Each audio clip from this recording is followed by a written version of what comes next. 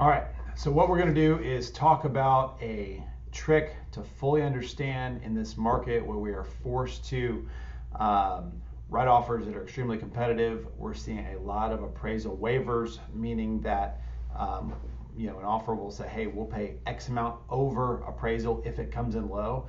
And this is just a requirement a lot of times in an upward trending marketplace, right? Because appraisals are done with historical values. If the market moves, it's not really possible, theoretically, for it to still appraise without giving some adjustment for that time and appreciation.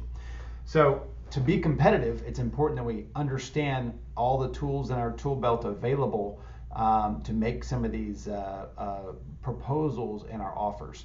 So what I want to show is how someone could effectively write an offer. In this scenario, it's going to be for $500,000 and give a $50,000 or more appraisal waiver to say, hey, I'll pay up to $50,000 over appraisal if it comes in low, right? And there's all kinds of ways we can play with this and work this out. What generally people think when they hear that is that, hey, I will come out with an additional $50,000 out of my pocket to clean that up. And I want to show you how that may not be required if we know what we're working with, right? If we know how to move the terms around a little bit to be competitive. So I'm going to show you quickly on scenario one. $500,000, the appraisal comes in at $500,000. We're putting 20% down in this scenario. So that means we're putting down $100,000 total, a loan amount of $400,000, an interest rate of 3%. So it's going to say, hey, at closing, with down payment and closing costs, you got to put down $114,000 in this scenario, right? And our payment is going to be $2228. $2228. These are rough numbers. We use these for comparison's sake. Okay? So we're going to go into this offer and we're going to say, hey, so offer two comes in. So let's say you're offer one. Somebody else comes in behind you and says, hey, we're the same buyer. We're going to pay $500,000, but we're willing to pay up to $50,000 over appraised value if we needed to. If the appraisal comes in low, we will make up the difference up to $50,000. You could do it less, you could do it more. So these numbers can be fluid depending on the situation. So how could someone do this without having to come out with a significantly, effectively $50,000 difference? And it's all about how you can restructure your loan. So it's something we need to talk to our lenders about. We need to fully understand how we can restructure our loan if that scenario occurred.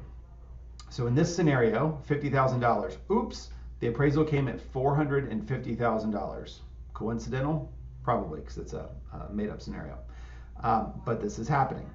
So what we're going to do is we are going to change how much we're putting down on the loan amount, because the loan amount, the lender is going to require you to do is basing their terms off of the $450,000 now. So they're saying the appraised value is at $450,000. We will still make a loan, but it's going to be based on that $450,000.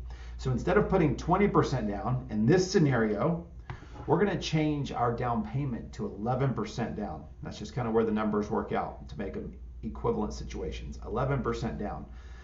And then we've got to come up with the additional difference right here, which is the difference of $50,000 and $450,000, right? So 11% down on $450,000 equals $49,500. The $50,000 that we're going to pay over and above our asking price or above appraised value gives us a total of right at $100,000. So guess what? Our principal and interest is the same, right? Because our loan terms are effectively still the same.